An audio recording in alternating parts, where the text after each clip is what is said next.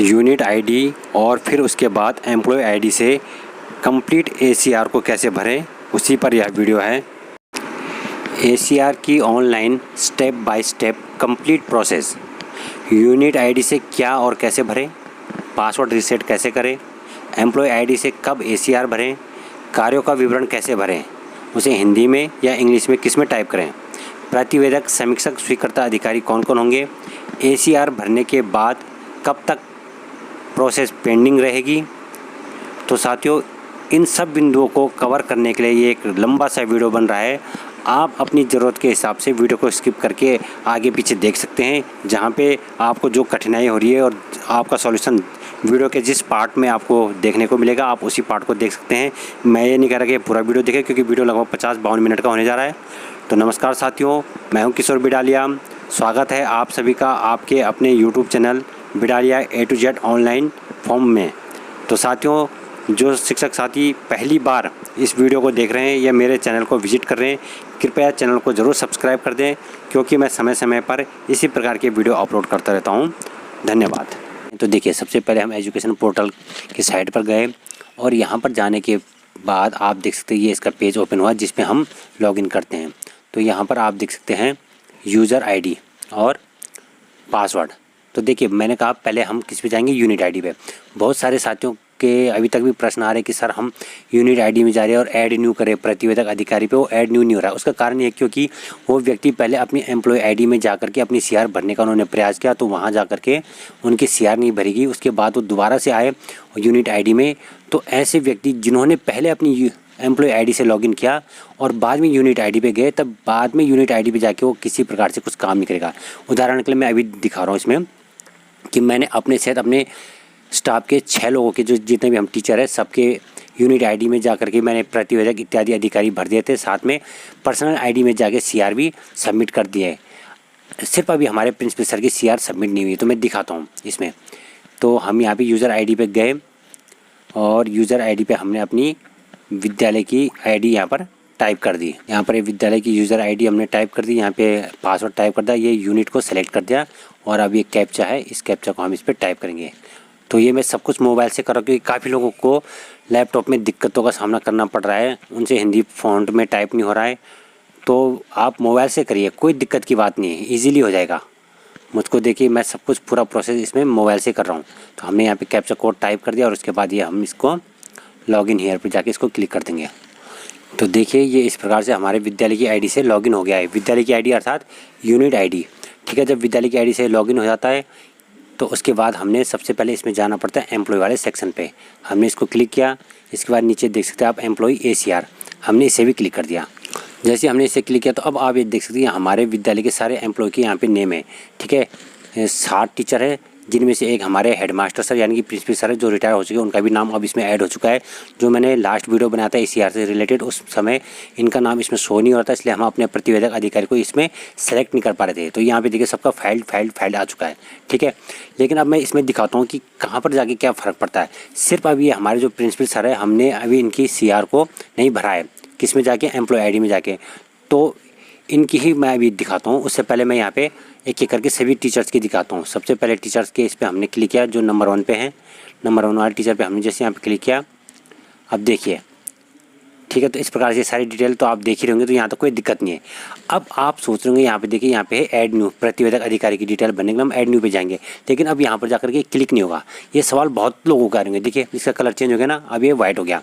अभी तक ये क्या दिखा रहा था, ये देखिए ब्लू, अब आ गया ना, ये ब्लू दिखा रहा है। हम इसको क्लिक करेंगे, इस पर कुछ भी रिस्पॉन्स नहीं करेगा, ये वाइट हो गया। इसका क्या मतलब है? इसका मतलब है कि ये कर्मचारी या ये शिक्षक अपनी व्यक्तिगत आईडी में जाकर के इन्होंने या तो अपनी सीआर भर दी है, या इन्होंने अपनी सीआर भरने का प्रयास किया है, या आधी अधूरी भी भर दी। तो अगर किसी ने व्यक्तिगत आईडी में जाके आधी अधूरी भी सीआर भर दी है या कंप्लीट भर दी है, तब भी उनके केस में तब यहाँ पर ये कुछ भी रिस्पॉन्स नहीं करेगा। तो समझ रहे आप, आधे से ज़्यादा लोगों की ये सवाल है। तो ये सब उनके साथ होगा कि जो एक भी बार जिन्होंने अपनी एम्प्लॉय आईडी से लॉगिन करके उसमें सीआर भरने का प्रयास किया, चाहे रिजल्ट भर दिया, चाहे कुछ भी भर दिया, एक भी डाटा उसमें भर के सेव कर दिया, भले फाइनल सबमिट नहीं किया, तो फिर वो इसमें आकर के उसको क्लिक नहीं कर पाएंगे, ये रिस्पॉन्स नहीं करेगा। अब हम वापस जाते हैं दूसरे एम्प्लॉय पे, फिर से जाएंगे एम्प्लॉय पे, एम्प्लॉय एसीआर पे गए और अब यहाँ पर हम दूसरे एम्प्लॉय के मामले पे यहाँ पे क्लिक करते हैं सेकंड नंबर। तो सेकंड नंबर वालों ने भी अपनी ACR भर दी है। तो कहने का मतलब है जिसने भी अपनी CR भर दी है तो उनके उस पर ऐड न्यू पे प्रतिवेदक अधिकारी वाला बटन ये काम नहीं करेगा। ठीक है, फिर से हम एम्प्लॉय पे गए। तो अब इसका इलाज क्या है? इसका इलाज सीधा ये है कि निदेशालय में जो बहुगुणा जी है पोर्टल प्रभारी, उनसे संपर्क करके कि सर ऐसा हो गया, हमारे ये ACR काम नहीं कर रहा है, तो फिर वहाँ से वो इसको रीसेट करेंगे और रीसेट करने के बाद फिर ये चीज़ आपके सामने काम कर सकती है, दोबारा से हो जाएगा। क्योंकि यही केस मेरे मामले में भी था, हमारे स्टाफ वाले सबका मैंने भर दिया था और मेरा जो है कंप्लीट नहीं हो पाया था, तो मेरे उसमें प्रतिवेदक अधिकारी सेलेक्ट नहीं हो पा रहे थे, इसलिए मैं वीडियो नहीं बना पाया था। अब तो मैं कर चुका हूँ। क्या अब हम यहाँ पे बात करते हैं इन सब का फाइल्ड है।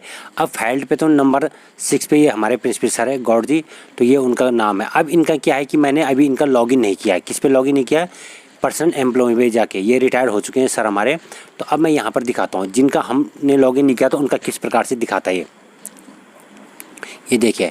अब इनके केस में और देखिए यहाँ पे 3 हैं भरे हुए हैं, यानी कि इनके प्रतिवेदक अधिकारी भी इनकी डिटेल यहाँ पे भरी हुई है। ठीक है, इनके समीक्षक अधिकारी की डिटेल भी यहाँ पे भरी हुई है और स्वीकृत अधिकारी का भी नाम यहाँ पे भरा हुआ है। ठीक है, अब इन केस पे यदि हम अभी ऐड न्यू करते हैं तो यहाँ पे ऐड हो जाएगा। और यहाँ पे ये है क्या है कि एडिट वाला बटन।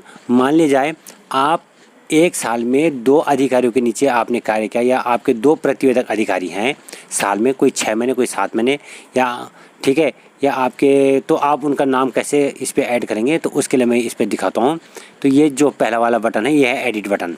तो आप, और ये दूसरा है डिलीट, यानी कि अगर गलत डिटेल भर दिया आपने, एक्स्ट्रा भर दी, तो आप उसको डिलीट कर सकते हैं। लेकिन फ़िलहाल हम यहाँ पे डिलीट नहीं करेंगे, एडिट वाले बटन पे क्लिक करेंगे। तो एडिट वाले बटन पे क्लिक करके सबसे पहले तो आप ये समझ लीजिए, आप लोग यदि हेडमास्टर हैं या प्रिंसिपल सर हैं, आप देख रहे हैं, तो ये आपसे संबंधित है ये वाला सेक्शन। तो यहाँ पे देखिए पद का नाम है प्रतिवेदक अधिकारी। ये तो पद का नाम किनका है? जो जिनकी ACR भरेंगे हम, तो ये हेडमास्टर सर हो गए हमारे। ACR की तारीख 1/4/2021 से 31/3/2022 तक हो गया। संस्था का नाम हो गया ये विद्यालय का जो हमारा नाम है, और ये उनका है वेतन क्रमांक। अब यहाँ पे बात आती है प्रतिवेदक अधिकारी की तिथि, माने जिस अधिकारी के अंडर उन्होंने कार्य किया तो उनकी तिथि ये भर दी हमने 2021 से 2022, यानी कि 1/4। इसमें ये एक, यानी कि पहले इसमें फॉर्मेट 4 का मतलब यानी कि गलत दे रहा है। 4 यहाँ पे पहले मंथ है, फिर डेट है, और फिर ये ईयर इस फॉर्मेट में है। हालांकि शुरू में जाके फिर ये इस तरीके से हो जाएगा, यहाँ पे चेंज प्रॉपर फॉर्मेट में आ जाएगा। तो इसमें घबराने की बात नहीं है, तो हमने ये कर दिया। अब इसके बाद पद का प्रकार, जो इनके प्रतिवेदक अधिकारी है उनका पद का प्रकार आ जाएगा यहाँ पे नॉन टीचिंग। ठीक है, फिर यहाँ पे आ जाता है पद। तो पद कौन सा है? तो यहाँ पर जाकर के हम क्लिक कर देंगे, वो है मुख्य शिक्षा अधिकारी। ठीक है, तो उनका नाम मतलब जो भी है आप यहाँ से पढ़ करके आराम से देख करके उनको इसमें सेलेक्ट कर सकते हैं। ठीक है, तो आप ये देख सकते हैं, तो वो C वाले में आएगा, CEO करके आएगा। ठीक है ना, तो ये देख लीजिए आप, चीफ एजुकेशन ऑफिसर CEO। तो आप इसको कर देंगे क्लिक। फिर यहाँ पर है जनपद हो गया पौड़ी। हाँ, अब ये विशेष ध्यान देने योग्य बात है। कौन सी बात? कि यहाँ पर आप इस चीज़ का ध्यान दीजिए कि खंड, ये जो खंड के यहाँ पे किसका भरा जाएगा? ये खंड उनका भरा जाएगा, किनका? जिस खंड में इनका कार्यालय है। किनका कार्यालय? इनका, यानी कि CO सर का कार्यालय कहाँ है? उनका कार्यालय यहाँ पे पौड़ी में। तो इसलिए यहाँ पर ब्लॉक में आ जाएगा पौड़ी। यहाँ पे हमने अपने विद्यालय का खंड जो है सेलेक्ट नहीं करना है, तो यहाँ पे आ जाएगा ये पौड़ी। तो आप समझ गए। तो यहाँ पर खंड में ये उनका आएगा, खंड में, यानी कि यहाँ पे आ जाएगा पौड़ी। क्यों आ गया पौड़ी? क्योंकि इनका मुख्यालय कहाँ पे है? पौड़ी में। तो पौड़ी का जो विकास खंड है वो पौड़ी है, इसलिए हम यहाँ पे पौड़ी लिखेंगे। ऐसे आप भी ध्यान दे देना, आप जिस भी जनपद के होंगे, आपके जनपद के CO सर का ब्लॉक कौन सा है, मतलब उनका ऑफिस किस ब्लॉक में, वो आपने इस पर टाइप लिखना है, ना कि अपना होम ब्लॉक, अपने विद्यालय का ब्लॉक नहीं। उसके बाद यहाँ पे बात आ जाती है, अच्छा अब यहाँ पे बात आती है संस्था का प्रकार। तो संस्था का प्रकार हो जाएगा इनका ऑफिस। ऑफिस क्यों हो जाएगा? क्योंकि सेकेंडरी ये विद्यालय के, जूनियर प्राइमरी ये विद्यालय इंस्टीट्यूट की कोई संस्था है, तो ये है ऑफिस। तो हमने यहाँ पे ऑफिस क्लिक कर दिया। ऑफिस के बाद फिर देखेंगे संस्था, तो प्रकार तो ऑफिस अब कौन सा है? तो office chief education officer CEO Pauri. तो हमने ये सिलेक्ट कर दिया। आपके जो भी होंगे तो आप उनको सेलेक्ट कर देना। ठीक है, और फिर उसके बाद आता है अधिकारी का नाम। तो हमने यहाँ पे अधिकारी का नाम किया, तो अब ये सेलेक्ट, क्योंकि यहाँ पे ये सेलेक्ट पे इसलिए अटका हुआ है क्योंकि हम इनको पहले ही सेलेक्ट कर चुके हैं, तो हम एडिट पे जा रहे हैं। ठीक है, तो हमारे पास दूसरा ऑप्शन नहीं है, फिलहाल यहाँ पे अटका हुआ है, तो इसको हमने अभी यहाँ पे छोड़ दिया है। तो इस वाले मैटर को आप देख सकते हैं, तो यहाँ पे उनका नाम आ जाएगा, जो भी आपके CEO होंगे, और आप उनका नाम वो करके यहाँ पे लिख देंगे, डेटा सुरक्षित करे पे आप क्लिक कर देंगे। ठीक है, अब मान लीजिए हम यहाँ पर इनका टाइम चेंज करते हैं। मान लीजिए कि ये 6 महीने रहे इनके कार्यकाल में, तो हमने ये कर दिया पहले वाले के कार्यकाल में, ये मान लिया जाए पहले वो थे इनके 30 सितंबर 2021 तक, तो कौन है, तो अब यहाँ से सेलेक्ट करते हैं। अगर कोई दूसरे होंगे तो यहाँ पे नाम दिखा देगा। ठीक है, तो ऐसे करके कहने का तात्पर्य अभी दिखा नहीं रहा है। यहाँ पर आप अगर 2 प्रतिवेदक अधिकारी आपके, 2 प्रधानाचार्य आपके कार्यकाल में आए या 2 CEO आए हैं, तो जितने से जितने समय तक आएंगे पहले वाले के लिए आप उनका समय यहाँ पे सेलेक्ट कर देंगे, और यहाँ पे तब वो उनका नाम देगा, उनके नाम को आप इस पर सेलेक्ट करके उसको डेटा सुरक्षित कर देंगे यहाँ पे जाके। ठीक है, और दूसरी बात आती है, फिर उसके बाद दूसरा सेलेक्ट करना, तो दोबारा से आप ऐड न्यू पे जाएंगे, और ऐड न्यू पे जाके फिर ये सारे चीज़ों को फॉलो करेंगे। बस यहाँ पे डेट आप उसके बाद की लिख देंगे, जहाँ पे जैसे हमने यहाँ पे 30 सितंबर 2021 लिखा, तो यहाँ से हम तब लिख देंगे 1 अक्टूबर 2021 से और 31 मार्च 2022 तक। ठीक, तो उसमें तब फिर ये सारी चीज़ें सेम सेलेक्ट करके यहाँ पे उनका नाम आ जाएगा। जो बाद में दूसरे होंगे तब हम दूसरों को यहाँ पे सेलेक्ट कर देंगे। तो यहाँ पर ये प्रोसेस है इसका। तो फिलहाल मैं इसको कर देता हूँ कट। तो समझिए आप यहाँ, तो यहाँ से ऐड न्यू पे जा करके आप यदि क्लिक करते हैं, तो ये देखिए हमने वहाँ पे ऐड न्यू को क्लिक किया, तो ये फिर से पूरा पेज ओपन हो गया है। जब पूरा पेज ओपन हो गया है, तो यहाँ पर जा करके हम फिर उनकी डेट लिखेंगे जो दूसरे प्रतिवेदक होंगे, और सारा विवरण भरने के बाद लास्ट में उनका नाम आ जाएगा, यहाँ पे हम सेलेक्ट कर देंगे। तो हमने इसको कर दिया है यहाँ पे कट। ऐसे ही अगर किसी के समीक्षक अधिकारी 2 हैं साल भर में, तो ऐसे आप उनके नाम यहाँ पे ऐड न्यू पे करके 2 कर देंगे, तो यहाँ पे 2 रॉ आ जाएंगी। ठीक है, यहाँ पे अगर 2 अधिकारी आपके 2 प्रतिवेदक अधिकारी, तो यहाँ पे आपकी 2 रॉ आ जाएंगे, यानी कि एक लाइन और आ जाएगी सेम एज इट इज़ ऐसी, और उस पर नाम चेंज हो जाएगा बस उनका। तो ये प्रोसेस है। तो यहाँ पे ऐड न्यू पे जाना हमने ये सारे। अब ये काम हमने सबसे पहले यूनिट ID से ही करना है, ये आपको विशेष ध्यान देना है। जब ऐसे हमने सेलेक्ट करके तीनों चीज़ें लिख दी है, तो बता देता हूँ फुल फ्लैश जो प्रिंसिपल है उनके प्रतिवेदक अधिकारी होते हैं CEO। ठीक है, तो यहाँ पे उनका नाम आ गया। और फुल फ्लैश प्रिंसिपल के समीक्षक अधिकारी होते हैं AD, यानी कि मंडलीय अपर निदेशक। जिस भी मंडल के होंगे, गढ़वाल मंडल के होंगे तो गढ़वाल मंडल वाले आ जाएंगे, कुमाऊं मंडल के होंगे तो कुमाऊं मंडल के आ जाएंगे। और जो उनके स्वीकृत अधिकारी होते हैं DG, यानी कि जनरल डायरेक्टर, उसमें जो हमारे समय उनियाल जी हैं, रामकृष्ण उनियाल जी, यानी कि ऑफिस महानिदेशक विद्यालय शिक्षा, director general of school education, ये वाला ऑप्शन हमें सेलेक्ट करना पड़ता है इसमें। तो ये आ जाएगा फुल प्रिंसिपल सर लोगों के लिए। तो आपने देख लिया उनके तीनों अधिकारी, तो तीनों अधिकारियों की डिटेल भी आपको पता चल गई। तो जैसे ही यहाँ पर ये हो गया, इनका डाटा हो जाएगा यहाँ पे फिल। डाटा फिल होने के बाद हम यहाँ प्रिंट वाले ऑप्शन पे जाके यूँ क्लिक कर देंगे। क्लिक करने के बाद यहाँ पे PDF में इसको डाउनलोड करने का ऑप्शन आएगा, तो हम इसको डाउनलोड कर देंगे। डाउनलोड करने के बाद हम यहाँ पे फाइल को रीनेम दे देंगे, जैसे यहाँ पे लिखा रहा है एजुकेशन पोर्टल, इस पर हम रीनेम दे देंगे प्रिंसिपल सर, कुछ भी कर देंगे ना शॉर्ट में। तो हम इसको इस प्रकार से कुछ भी नेम दे सकते हैं अपने अकॉर्डिंग, और फिर उसको हम इस पर कर देंगे सेव। अब ये प्रोसेस है। तो ये प्रोसेस तो था यहाँ पे हमारे प्रिंसिपल सर का, तो यानी कि उनके प्रतिवेदक अधिकारी हो गए CEO सर, उनके समीक्षक अधिकारी हो गए AD माध्यमिक यानी कि मंडलीय अपर निदेशक, और उनके स्वीकृत अधिकारी हो गए AD जो कि यानी कि जो कि किसमें महानिदेशक, ऑफिस महानिदेशक विद्यालय शिक्षा, director general of school education, इसमें सेलेक्ट करके उनका भर देंगे। तो ये चीज़ क्लियर हो गई। और इनका अभी ऐड न्यू बटन काम करेगा। क्यों करेगा? क्योंकि अभी मैंने इनकी पर्सनल ID लॉगिन करके वहाँ पर इनकी CR नहीं भरी है। ठीक है, हालांकि आपको कहेगी मैं क्यों भरूँगा, अभी प्रिंसिपल सर की CR एक्चुअल में ये रिटायर हो चुके हैं, तो अब इनकी ID से हम ही को भरना है। तो अब ये आ गई, ये होगी बात यहाँ पर क्लियर। इसके बाद मान लिया जाए कि अगर हम यहाँ पे एम्प्लॉय सेक्शन में जाके किसी एम्प्लॉय की करते हैं, आप किसी एम्प्लॉय की CR करेंगे, लेकिन यहाँ पे ये इसको दिखाएगा नहीं। क्यों नहीं दिखाएगा? क्योंकि सभी एम्प्लॉय की CR तो कंप्लीट हो चुकी है उनके एम्प्लॉय कोड से। ठीक है, तो इसलिए सबके मामले में वो ऐसे ही दिखाएगा। तो ऐसा कब दिखाएगा? जिन्होंने भी अपने व्यक्तिगत ID से जा कर के CR को भरने का प्रयास किया या भर दिया, उनके मामले में वो ऐसे ही दिखाएगा। और जो नए लोग होंगे उनके मामले में ऐसे दिखाएगा, तो वो ऐड न्यू करेंगे तो उनका ये बटन ओपन हो जाएगा। जैसे अभी मैंने प्रिंसिपल सर का दिखाया, तो उसमें हमने अपने अधिकारी सेलेक्ट करने, फिर उसको भर देंगे। तो ये तो बात होगी यूनिट ID की। क्लियर है? तो यूनिट ID में हमने इस प्रकार से जाना है। अब यूनिट ID में जाने के बाद हम जाते हैं व्यक्तिगत ID में। तो हमने करना है यहाँ से लॉग आउट। अब लॉग आउट करना है। इसके साथ साथ में आपको मैं बताता हूँ इसमें पासवर्ड रीसेट करने का तरीका तो खैर कुछ नहीं है। एक्चुअल में होता क्या है कि जो हमारे ब्लॉक के पोर्टल अधिकारी होते हैं, तो उन पोर्टल अधिकारी यानी कि पोर्टल अधिकारी ना हो गए, जो ब्लॉक के पोर्टल प्रभारी होते हैं यानी कि वो कंट्रोलिंग यूनिट के अधिकारी होते हैं, उन पे कंट्रोलिंग यूनिट होते हैं। कंट्रोलिंग यूनिट में क्या होता है, वो पूरे ब्लॉक के टीचरों का डाटा जो है उसको कवर कर सकते हैं, उसको रीसेट करवा सकते हैं उनका पासवर्ड, तो कंट्रोलिंग यूनिट के अधिकारी होते हैं।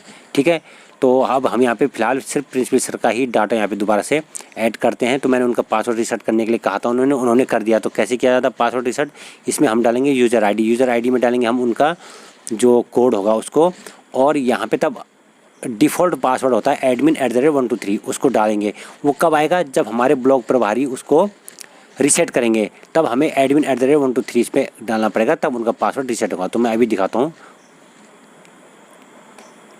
देखिए यहाँ पे हमने डाल दिया है उनकी यूज़र आईडी, जिनका हमने पासवर्ड रीसेट करने के लिए अपने ब्लॉक प्रभारी से संपर्क किया, जो कंट्रोलिंग यूनिट के अधिकारी होते हैं, उन पोर्टल प्रभारी से हमने संपर्क किया। तो उन्होंने जिनका भी पासवर्ड रीसेट करने के लिए वहाँ पे वो ऑप्शन डालते, तो तब उनका डिफ़ॉल्ट पासवर्ड डाल देते admin@123। तो मैं आपको यहाँ पे दिखाता हूँ। इनका पहले पासवर्ड चेंज करेंगे कि ये इनकी आईडी होगी, तो हमने इस पर टाइप करना है admin@123 स्मॉल लेटर में ADMIN एडमिन, फिर उसके बाद हमने फिर 123। ठीक है, और उसके बाद हमने यहाँ पे एम्प्लॉय पे जाके क्लिक करना, क्योंकि ये अब एम्प्लॉय वाली आईडी से उनकी हम ओपन कर रहे हैं, क्योंकि उनकी हमने CR भरनी है एम्प्लॉय आईडी से। तो ये मैं पासवर्ड रीसेट करने का आपको पहले तरीका बता रहा हूँ। इसके लिए आपने सिर्फ उनसे संपर्क करना होता है, जो ब्लॉक प्रभारी होते हैं, अब वो अपने आप अपने कंट्रोलिंग यूनिट से उस आईडी को रीसेट करते हैं। तब हमें उसके बाद क्या करना होता है, वो प्रोसेस मैं आपको बता रहा हूँ। उसके बाद हमको यहाँ पर आकर के उनकी आईडी लॉगिन करनी होती है। इसमें admin@123, इस पर एम्प्लॉय, इस पर एक कैप्चा कोड हमें टाइप करना पड़ता है। यहाँ पे रिफ्रेश हो गया कैप्चा कोड, गलती से मेरा हाथ दब गया उस पर, तो 110A2 ये हमने कर दिया। उसके बाद हम यहाँ पे कर देंगे लॉगिन हियर को हम यहाँ पे क्लिक कर देंगे। अब ये पासवर्ड चेंज करने के लिए हमको एक ऑप्शन देगा कि चेंज। अब देखिए, ठीक है, तो यहाँ पे कह रहा है चेंज पासवर्ड, कह रहा है ना चेंज पासवर्ड। तो इसमें ये कह रहा है कि ओल्ड पासवर्ड, तो ओल्ड पासवर्ड में क्या आता है, वही आएगा जो admin@123 है, admin@123। अब ये कह रहा है कि न्यू पासवर्ड। अब न्यू पासवर्ड हमने अपनी चॉइस का इस पर सेलेक्ट करना है, जो पासवर्ड हम चाहते हैं।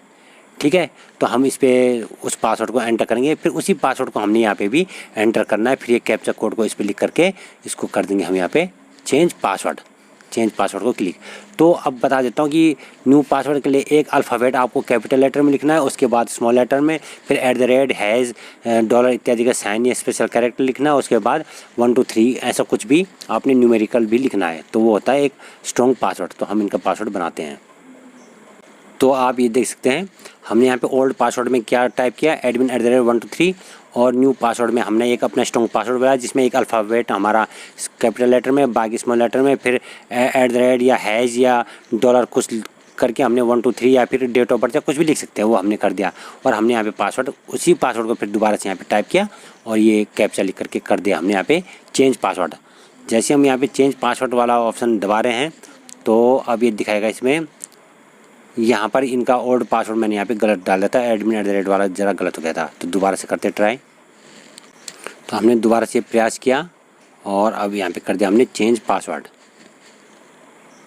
तो देखिए ये पासवर्ड चेंज हो गया, बल्कि इनकी प्रोफाइल यहाँ पे ओपन भी हो गई है। यहाँ पे उनका ये देखिए फ़ोटो भी दिखा रहे हैं हमारे सर की, और यहाँ पर इनका पासवर्ड रीसेट हो चुका है। तो ये पासवर्ड रीसेट का प्रोसेस है, ये भी साथ साथ हमने इस वीडियो में आपको दिखा दिया है। अब बात आती है यहाँ पर CR की।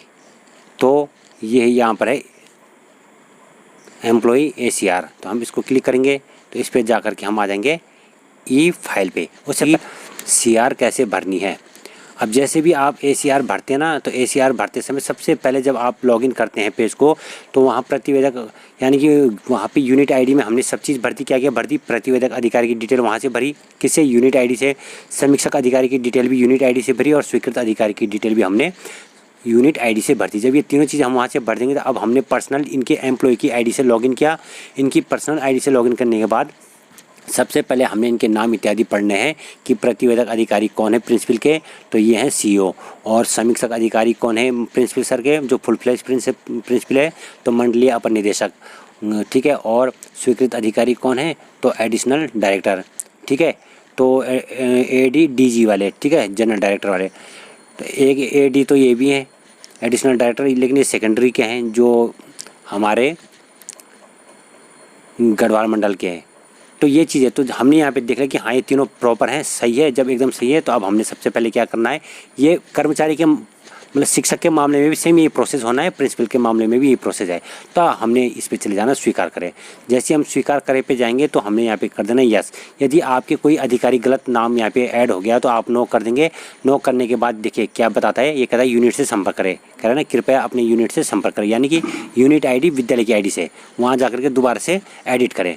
अब एक बार अगर हमने यहाँ पे स्वीकार कर लिया तब उसके बाद वहाँ जाके कुछ एडिट नहीं होगा, ये भी ध्यान रखें। अभी हमने नो किया तो इसलिए अभी भी इनके मामले में वहाँ एडिट हो सकता है इनके नामों में, लेकिन एक बार हमने यस कर दिया तब वहाँ जा करके वो एडिट नहीं होगा। जैसे अब हम यहाँ पे कर रहे हैं यस, हमने कर दिया यस, तो यहाँ पे आप अपनी गोपनीय आंखें भर सकते हैं, ठीक है। अब हमने यहाँ पे यस कर दिया, अब यूनिट ID में जाके हम इनके नामों को ऐड न्यू पे जाके क्लिक नहीं कर सकते, ठीक। तो फिलहाल हम यहाँ पे हैं गोपनीय आंखें भरे पे गए, हमने इसको क्लिक किया 2021-22 पे, और इस पर क्लिक करने के बाद देखिए हाँ एक चीज़ और बताता हूँ मैं। कुछ साथियों का मुझे अभी और फ़ोन आया था कि उन्होंने कहा कि सर हमने जो है अपनी गोपनीय आंखें भर दी, वो गलती से फाइनल सबमिट हो गई, और फाइनल सबमिट होने के बाद वहाँ पे सब जगह पेंडिंग दिखा रहा है। कैसे पेंडिंग दिखा रहा है वो मैं आपको अभी दिखाता हूँ। पेंडिंग दिखा रहा, अब हम क्या करें, हम तो रिजल्ट ही नहीं भर पाए। क्यों? क्योंकि उनके केस में क्या हुआ कि उन्होंने वो गलती से ये पहले क्या हो रहा था 20-25 तारीख से पहले, जून 20-25 तारीख से, तो उस समय क्या हो रहा था कि डायरेक्ट वो चौथा पेज ओपन कर रहा था, यानी कि टैब होते हैं। नंबर 1 टैब में लिखा गोपनीय आंखें, दूसरे टैब में है कार्यों का विवरण, तीसरा टैब है पदों का विवरण, और चौथा टैब है प्रतिवेदक अधिकारी। तो डायरेक्ट यही वाला ओपन हो रहा था। तो उन्होंने इसी में जाकर के नीचे लिखा आ रहा है प्रीव्यू, उन्होंने उसे क्लिक करके वहाँ पे फाइनल सबमिट का बटन था और बगल में बैक का बटन, तो गलती से बैक दबाने के बजाय वो फाइनल सबमिट दब गया और उनका फाइनल सबमिट हो गया। जबकि उन्होंने रिजल्ट कार्यों का विवरण वगैरह कुछ भी नहीं भरा और वो फाइनल सबमिट हो चुका है। अब उस पर किसी प्रकार का हेरफेर नहीं हो सकता। तो अगर हेरफेर होगा तो कैसे होगा, जब वो सॉफ्टवेयर में कुछ अपडेट करेंगे या सीधे जहाँ सॉफ्टवेयर बना रहे या निदेशालय वाले से संपर्क करके उन्हीं विद्यालय की ID पे जाकर के अगर वो उनके पूरे डाटा को रिसेट कर देते हैं तो तब जाके वो काम हो सकता है। लेकिन उसके लिए जब वो उनसे संपर्क किया जाए निदेशालय वालों से। तो फिलहाल आप देखिए गोपनीय आंखें कैसे भरेंगे, ये टीचरों के मामले भी, प्रिंसिपल के मामले में भी। तो सबसे पहले गोपनीय आंखें वाला बटन खुला, तो यहाँ आप इस पर मिलान कर देंगे जन्म तिथि, मोबाइल नंबर। तो अगर इनमें से कोई भी चीज़ आपकी गड़बड़ है, ठीक है, कोई सी भी चीज़, तो आप उसको किससे सुधरवाएंगे, जो आपके कंट्रोलिंग यूनिट के अथॉरिटी, यानी कि जो आपके ब्लॉक प्रभारी है पोर्टल के, तो वो इन चीज़ों को अपनी कंट्रोलिंग यूनिट से एडिट कर सकते हैं। इसको हम अपनी यूनिट ID से एडिट नहीं कर सकते, विद्यालय की ID से, ये कंट्रोलिंग यूनिट वाले ही एडिट कर सकते हैं जो ब्लॉक प्रभारी है। तो देख लेना किसी की इसमें कोई भी चीज़ अगर मिसमैच हो रही तो इसे फाइनल सबमिट करने से पहले एक बार उनसे संपर्क करके इसको एडिट करवा देना, ठीक है। तो जैसे कुछ लोगों के मामले में उनका ट्रांसफ़र हुआ तो यहाँ पर मूल पद अगर उनका LT का ही है और 5 साल बाद उनका ट्रांसफ़र दूसरे विद्यालय में हो गया तो उस विद्यालय की डेट दिखा रहा हो जिसमें ट्रांसफ़र हुआ, जबकि इस पर मूल पद पे नियुक्ति वाली डेट आनी चाहिए थी, यानी कि ज्वाइनिंग वाली, क्योंकि वो प्रवक्ता इत्यादि दूसरे पद पे नहीं गए हैं। तो ये आपने ध्यान देना है आपके केस में क्या है। फिर यहाँ पे ये डिटेल दिखाएगा, ठीक है। हालांकि प्रिंसिपल सर रिटायर हो गए तो इनके मामले में ज़्यादा कुछ कि यहाँ पे डिटेल वो ज़्यादा ज़रूरी है भी नहीं इतना खास, और छुट्टियाँ इन्होंने कोई से भी अवकाश इतना लिया नहीं, ठीक है। तो यहाँ पर इनका हमने सब 000 कर दिया है। और उसके बाद चले जाएंगे नेक्स्ट सेक्शन पे। अगर मेडिकल अवकाश लिया होगा तो मेडिकल अवकाश भी लिख देंगे। कोई महिला टीचर होंगी या प्रिंसिपल होंगी तो वो CCL लिया होगा किसी ने तो CCL लिख देंगे। उपार्जित यानी कि EL लिया होगा तो EL लिख देंगे। स्पेशल लीव तो वो लिख देंगे, और अन्य अवकाश इस पर CL नहीं आता है। तो हम चले जाएंगे नेक्स्ट सेक्शन पे। अब देखिए जैसे हम नेक्स्ट सेक्शन पे गए तो आपको एक चीज़ बता दूँ, तो हम जैसे नेक्स्ट सेक्शन पे गए ना तो कार्यों का विवरण, तो यहाँ पे हम कार्यों का विवरण लिखेंगे। अब कैसे लिखेंगे, कई लोग करें हमें अंग्रेजी नहीं आती तो कोई दिक्कत नहीं, आप हिंदी वाला इसको दबाइए और उससे लिख सकते हैं। किससे, हिंदी में जो आप मोबाइल से टाइप करते हो हिंदी उससे। तो फिलहाल मैं आपको दिखा रहा हूँ यदि इनके मामले में हम इस पर डायरेक्ट अगर नेक्स्ट सेक्शन पर जाते तो ये बढ़ता है कि नहीं बढ़ता है। तो यहाँ पे कुछ लिखा रहा है, हाँ तो कह रहा है कि mandatory field can not be blank, ठीक है। तो हम इस पर हमने यहाँ पे हिंदी वाला सेलेक्ट कर दिया, ठीक है। तो हिंदी वाला सेलेक्ट कर दिया तो हमने लिख दिया यहाँ पे, मान ली जाए इनका लिख दिया हमने 20 वृक्षारोपण। तो हम ये देखिए मैं यहाँ पे जैसे हम हिंदी में लिखते हैं 20 वृक्षारोपण, ठीक है, और 1500 रुपये अल्प बचत। 1500 रुपये अल्प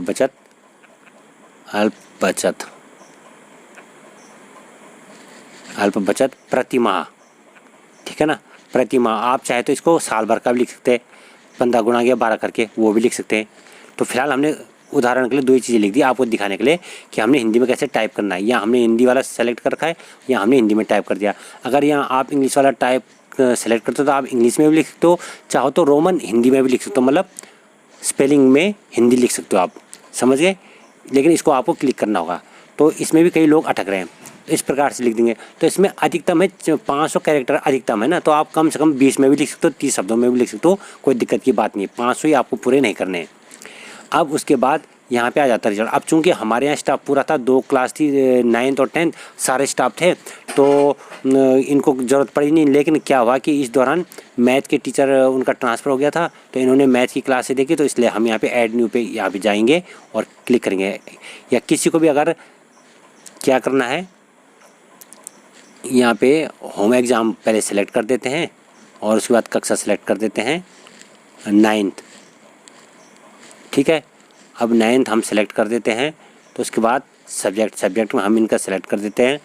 क्योंकि मैथ के टीचर हमारे यहाँ नहीं थे, तो इसलिए इन्होंने मैथ पढ़ाई, तो हमने यहाँ पे मैथमेटिक्स सेलेक्ट कर दिया। और परीक्षा में कुल सम्मिलित तो 9th में थे हमारे पास, मैथ में हैं। तो कहने का मतलब उनके सब्जेक्ट आप चूज़ कर देंगे, जितने भी छात्रों को उन्होंने पढ़ाया, जितने उनके पास हुए, और यहाँ पे कर देंगे आप डेटा सुरक्षित करें। तो आपके केस में जो आम अध्यापक हो, आप अपने सब्जेक्ट चूज़ कर देना, यहाँ पे कक्षा चूज़ कर देना, सब्जेक्ट, और यहाँ पे जितने परीक्षा में सम्मिलित छात्र थे और जितने पास हुए, और ये कर देंगे आप डेटा सुरक्षित करें। तो यहाँ पे इस प्रकार से हो जाएगा रिकॉर्ड सक्सेसफुली डन। अब देखिए इसमें दिक्कत क्या होती है कि दोबारा से फिर पेज दोबारा आता है, फिर हमें यहाँ पे फिर से पहला टैब ओपन हो जाता है, ठीक है। ये जो फर्स्ट टैब है ये ओपन हो जाता है, तो कार्य के विवरण पे हमें दोबारा जाना पड़ेगा। इसके लिए हमने क्या करना है, फिर नेक्स्ट सेक्शन पे क्लिक करना है। और हाँ, एक चीज़ बता देता हूँ कि यहाँ पे बार बार जितनी बार आप जाओगे ये इंग्लिश पे आ जाएगा, तो इसलिए मैं इसको कर देता हूँ पहले कॉपी, ठीक है। इसको कॉपी करके, क्योंकि अभी इसने हट जाना है, तो इसको हमने कर दिया कॉपी। अब कॉपी करने के बाद अब हम पहले यहाँ पे दूसरी क्लास को सिलेक्ट करेंगे।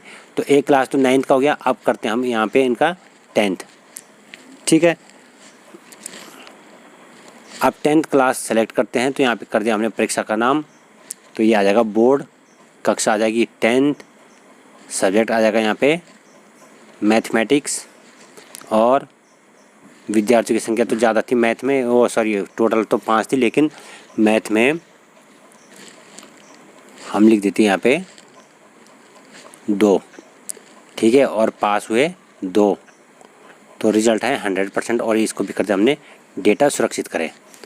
ये देखिए रिकॉर्ड सक्सेसफुली एडेड, ठीक है ना। अब ये भी हो गया ऐड। अब देखिए वो ऐड हो गया, फिर से ये पहले टैब में आ गया। इसमें ये दिक्कत आती है बार बार, फर्स्ट टैब में चले जाता है। फिर से हमने यहाँ नीचे जा कर के इसको करना है नेक्स्ट सेक्शन। अब देखिए नेक्स्ट सेक्शन कर रहे तो यहाँ पे रिजल्ट आ गया दोनों क्लास का, 9th 10th का, ठीक है। अब ये यहाँ पे जैसे हम यहाँ हिंदी वाले को सेलेक्ट करेंगे तो ये उड़ जाएगा, इसलिए मैंने इसको कॉपी कर दिया। ये देखो हिंदी क्या, ये उड़ गया। अब हम इसको यहाँ पे क्लिक करके कर देंगे इसको पेस्ट, तो ये आ गया। अब ये रिजल्ट वाला काम हो गया कंप्लीट, कर देंगे नेक्स्ट सेक्शन। जिन प्रिंसिपल पे अब देखिए कह रहे हैं गोपनीय विवरण कार्यों का विवरण सफलतापूर्वक सुरक्षित हो गया है, तो ये कर दिया हमने ओके, ठीक है। अब यहाँ पे कुछ भी लिखा नहीं है, कोई प्रॉब्लम नहीं आई। एक चीज़ बता दूँ, जो प्रिंसिपल सर कोई भी सब्जेक्ट नहीं पढ़ाते हैं, तो उस पर सिर्फ किए गए कार्यों का विवरण लिख देंगे, और जो रिजल्ट है रिजल्ट वाले सेक्शन पे टच किए बगैर नेक्स्ट सेक्शन पे आ जाएंगे, ठीक है। वो सिर्फ कार्यों का विवरण जो वृक्षारोपण इत्यादि वो लिख देंगे, और उसके बाद नेक्स्ट सेक्शन पे आ जाएंगे। और जो जिस भी क्लास को पढ़ाता है वो ऐसे क्लास को सिलेक्ट करके आगे बढ़ सकता है। अब इसके बाद अब यहाँ पे दे रहा हूँ पदों का विवरण। पदों का विवरण में एक चीज़ यहाँ पे भी एक प्रॉब्लम आ रही है, कुछ साथियों का यहाँ पे पद का नाम यहाँ पे डैश है और वेतन क्रमांक भी डैश 0-0। तो ये पद का नाम और जो वेतन क्रमांक है इसको कौन एडिट करेगा, वही आपका कंट्रोलिंग यूनिट का अधिकारी, यानी कि ब्लॉक का पोर्टल प्रभारी जो भी आपके ब्लॉक में होगा वही इन चीज़ों को एडिट करेगा अपने स्तर से। तो आप उनसे संपर्क करेंगे, तब तक फाइनल सबमिट नहीं करेंगे, और उनसे संपर्क करके पहले इनको एडिट करवा देंगे, उसके बाद तब आप फाइनल सबमिट करेंगे। अब यहाँ पे है सेव डाटा, तो हमने इसको कर दिया सेव, और ये हो गया ओके, ठीक है। जैसे हम डाटा को सेव करते जा रहे थे बार बार वही चीज़ आ रही है, फिर से ये जो है नेक्स्ट सेक्शन पे आ जा रहा है, ठीक है। फिर यहाँ पे ये आ गया था, यहाँ पे ये फिर उड़ जाएगा कार्यों का विवरण। इसके लिए हम फिर से कॉपी कर था हमने, तो हमने कर दिया इसको पेस्ट पेस्ट करने के बाद हमने कर दिया इसको सेव। सेव करने के बाद हम आ गए नेक्स्ट सेक्शन पे, ठीक है। अब ये भी हमारा हो चुका था सेव, तो हम इसके बाद चले जाएंगे नेक्स्ट सेक्शन पे। अब बात आती है यहाँ पर किस चीज़ की, ये जो चल अचल संपत्ति। तो चल अचल संपत्ति का मैं आपको बता देता हूँ। यहाँ पे इसका क्या है कि एक्चुअली में इस सत्र में, यानी कि जो सत्र है, कौन सा सत्र, शैक्षिक सत्र, इस शैक्षिक सत्र में क्या इन्होंने कोई प्रॉपर्टी खरीदी है, चल अचल संपत्ति खरीदी है तो आप यस कर देंगे। यस कर देंगे तो क्या आपने उसके लिए कोई घोषणा पत्र दिया है, ठीक है। और किस तारीख को खरीदी तो वो डेट आप यहाँ पे सिलेक्ट कर देंगे। यहाँ पे क्लिक करके ये कैलेंडर आ गया, जिस को भी आपने वो ख़रीदा है तो वो आप इस पर डेट सेलेक्ट कर देंगे। या आप एक घोषणा पत्र तैयार कर सकते हैं। मान लीजिए आपने एक बाइक एक कार खरीदी, ठीक है, चल संपत्ति में, तो आप यहाँ पे एक घोषणा पत्र देंगे विद्यालय को कि मेरी ये चल संपत्ति मैंने इस दौरान खरीदी है और डेट वगैरह। तो उस घोषणा पत्र को आप इस पर चूज़ फाइल करके उसकी PDF बना करके आप उसको चूज़ करके इसमें से सेलेक्ट कर देंगे, फिर यहाँ पे उसको अपलोड कर देंगे, ठीक है।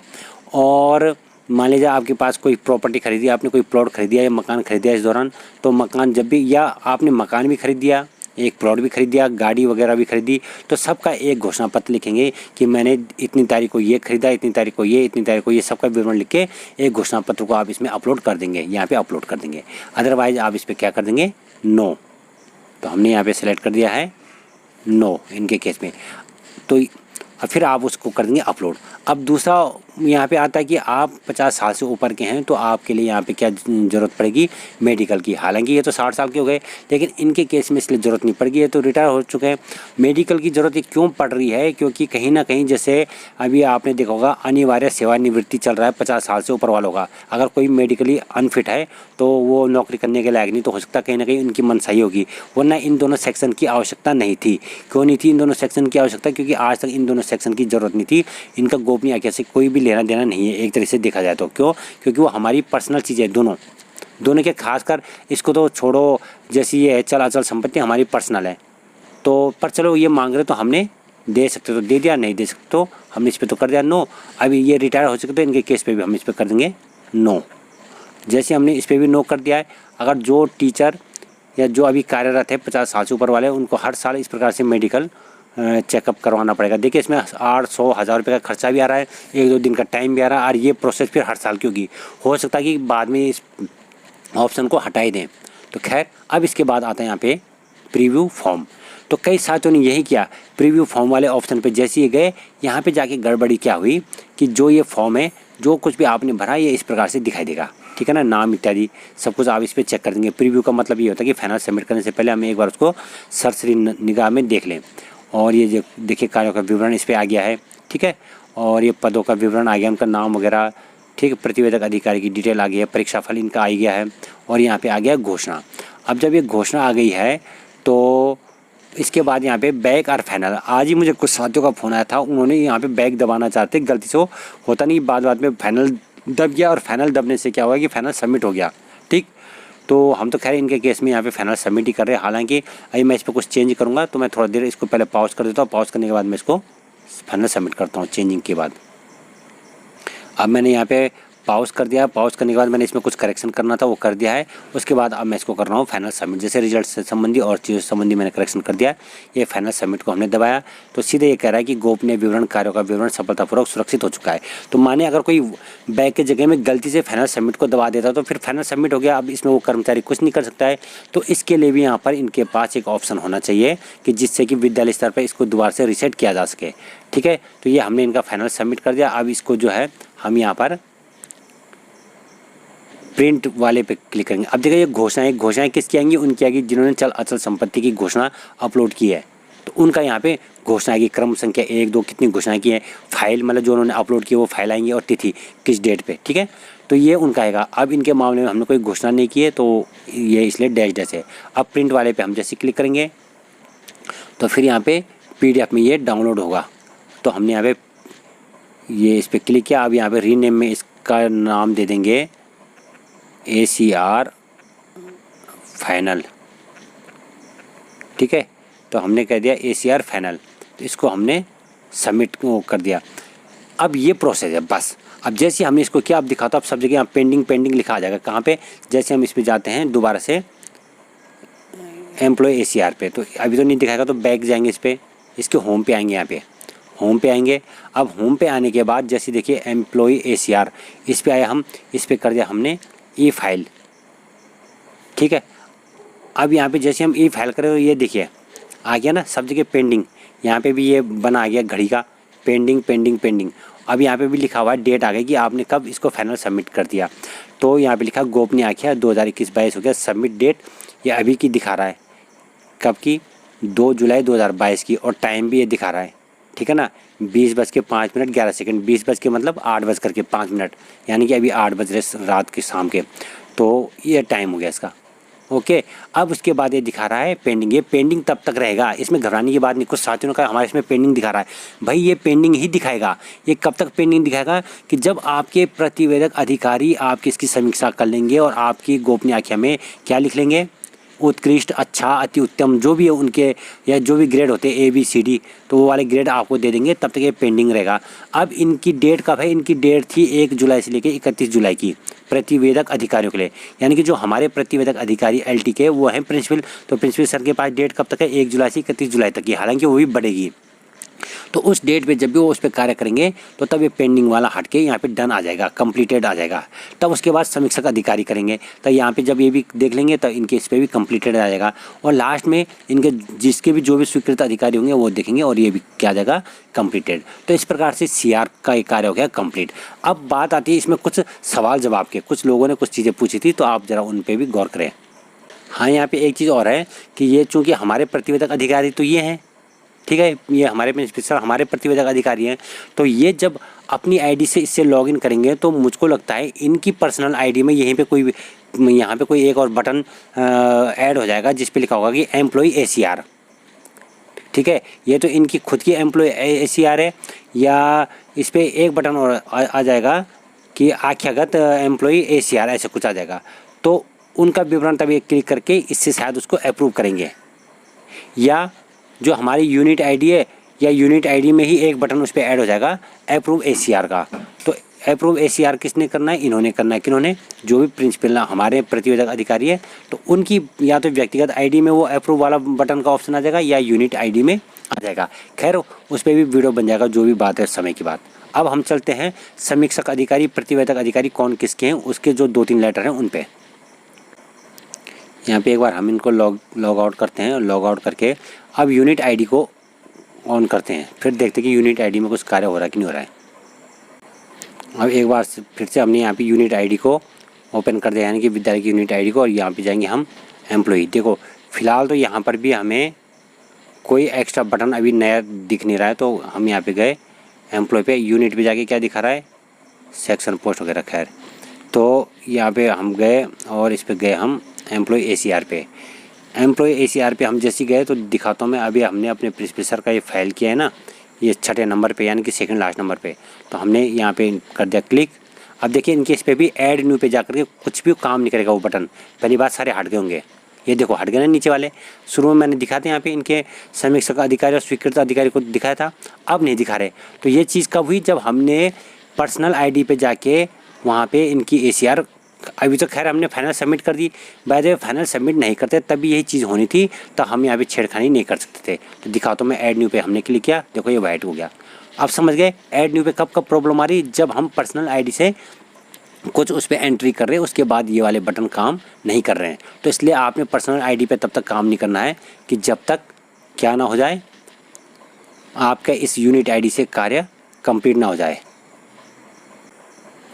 अब देखिए मैंने अपने फ़ोन पे एक फ़ोल्डर ही बना रखा है ACR से संबंधित, जो भी लोगों के सवाल जवाब कुछ भी आए। देखिए पहली बात तो जब आपके 2 प्रतिवेदक अधिकारी होते, तो ये किसी विद्यालय वाले किसी सर का आया था मुझे, तो आप इस प्रकार से देख सकते हैं। इस प्रकार से 2 प्रतिवेदक अधिकारी आपको यहाँ पर दिखाई देंगे।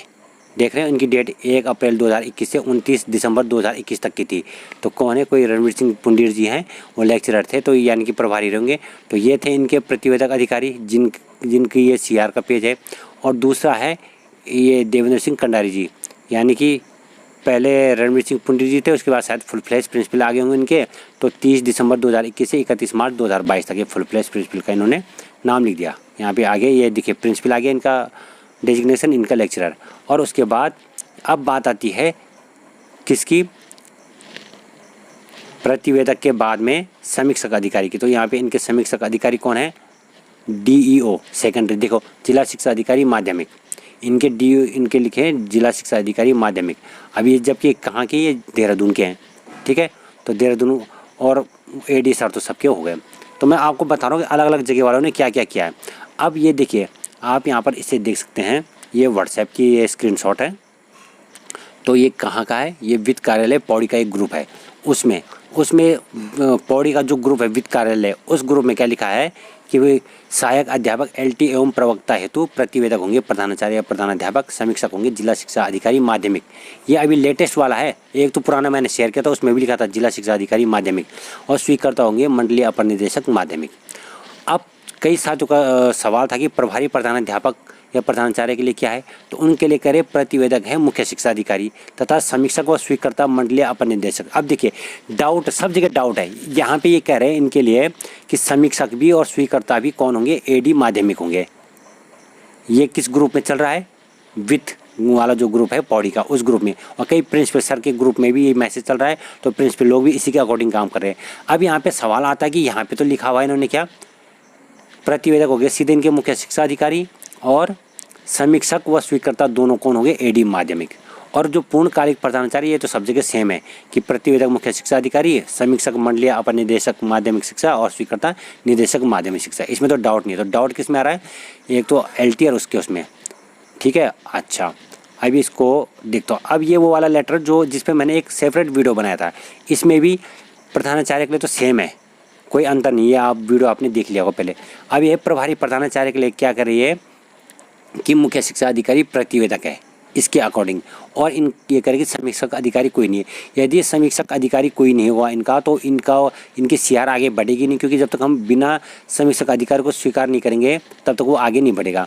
फिर दूसरा ये कह रहा है कि स्वीकृत अधिकारी तो AD माध्यमिक हो गए।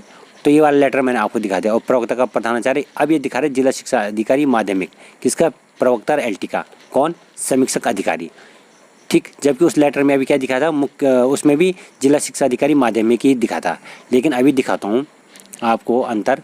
अब ये है उसकी स्क्रीनशॉट, किसकी, जो ACR की एक मैनुअल PDF चल रही थी जिसमें बताता है ACR कैसे भरना। तो इसमें स्वीकृत अधिकारी में दिखा रहा है कि नॉन टीचिंग DO, यानी कि DO माध्यमिक दिखा रहा है, किसमें, स्वीकृत अधिकारी में, ठीक है भाई। ये तो सीधे स्वीकृत अधिकारी में दिखा रहा है, लेकिन ये किन का था, तो ये LT का था, ये ऐसा कुछ नहीं लिखा उसमें। ये सवाल भी आ रहा है कि गोपनीय आंखें, ये कुछ भी लिखा नहीं आ रहा इस पर।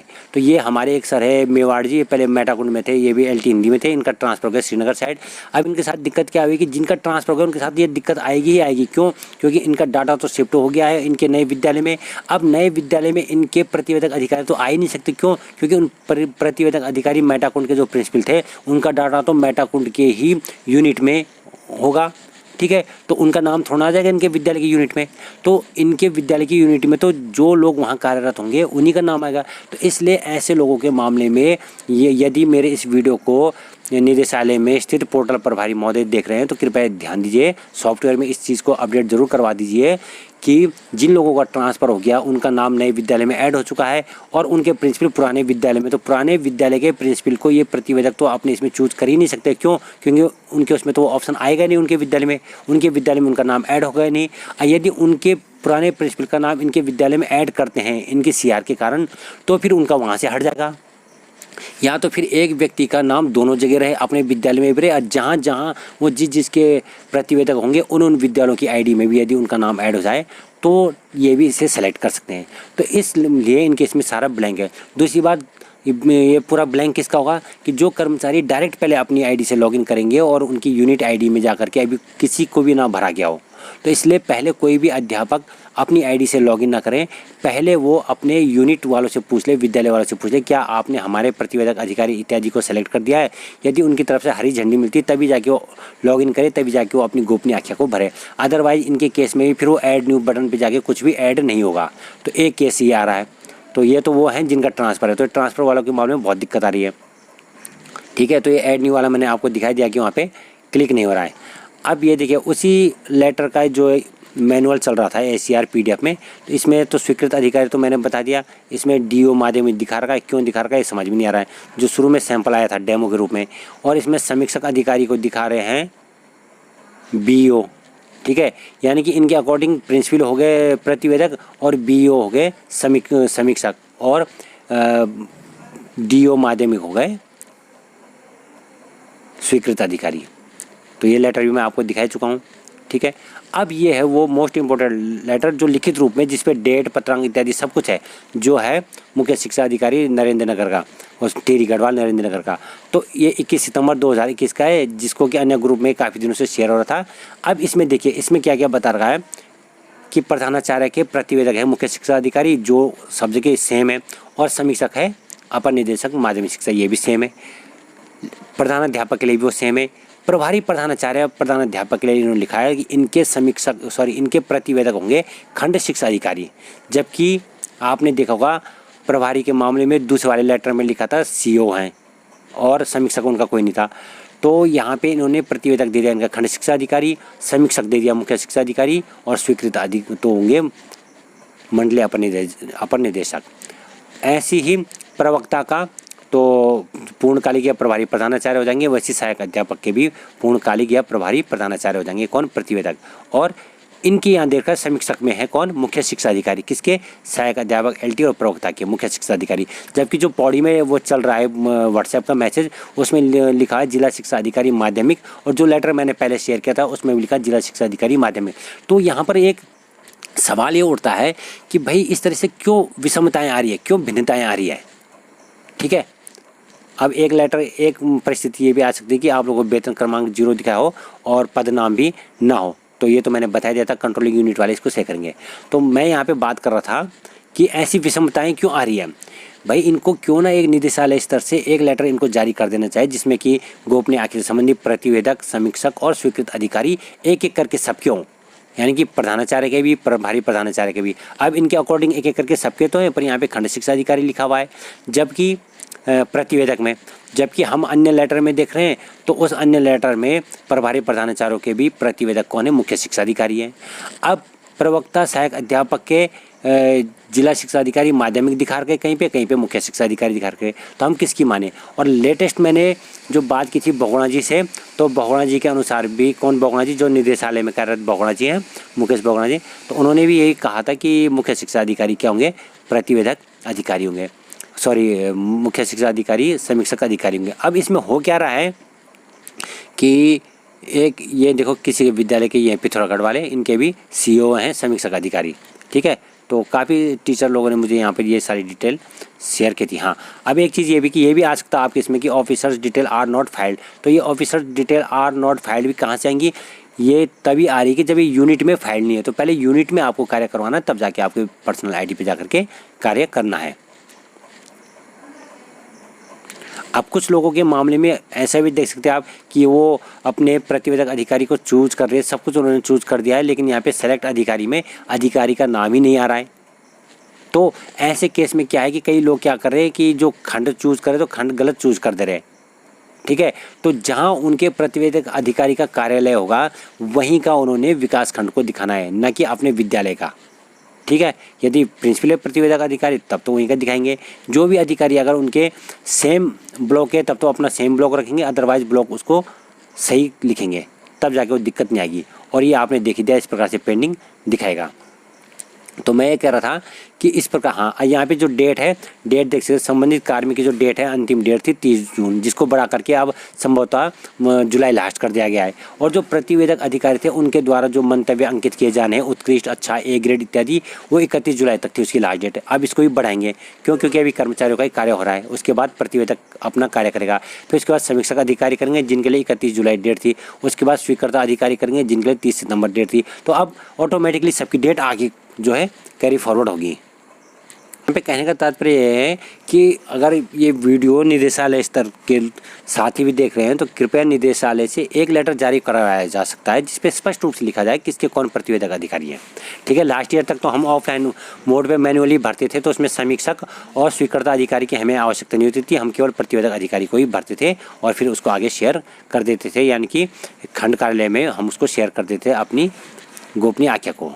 तो धन्यवाद साथियों, आशा कि आपके लगभग सभी प्रश्नों के जवाब आपको मिल गए होंगे। तो जिस भी प्रकार की आपकी कोई दिक्कत हो रही है तो आप उसके लिए अब लास्ट में आधी से ज़्यादा दिक्कत इसमें सॉफ्टवेयर से रिलेटेड है, जो जिसका हल ना मेरे पास है ना किसी के पास है। सॉफ्टवेयर वाले उसको सॉफ्टवेयर को अपडेट करेंगे तो डिटेल उनकी सही हो जाएगी। साथ में मैं चाहता हूँ इसमें फॉरगॉट पासवर्ड वाला बटन भी आ जाए, जिसके कारण कि हम अपने पासवर्ड को स्वयं रीसेट कर सके, वरना हमें अपने पासवर्ड रीसेट करने के लिए बार बार उनसे संपर्क करना पड़ रहा, वो भी परेशान हो रहे हैं, हम भी परेशान हो रहे हैं। तो हम अपनी मन मर्जी से कभी भी पासवर्ड को चेंज कर सकते हैं। तो एक फॉरगॉट पासवर्ड वाला बटन भी इसमें ऐड कर दे, चाहे उसके लिए गेटवे लेना पड़े, चाहे उसके लिए पैसे लगे, क्योंकि जब उन्होंने पोर्टल जैसी इतनी अच्छी सुविधा उपलब्ध करवा दी है तो प्रॉपर कार्य भी करना चाहिए। तो धन्यवाद साथियों, वीडियो अच्छा लगी है तो लाइक शेयर सब्सक्राइब जरूर करना और इसी प्रकार से वीडियो देखते रहना। धन्यवाद।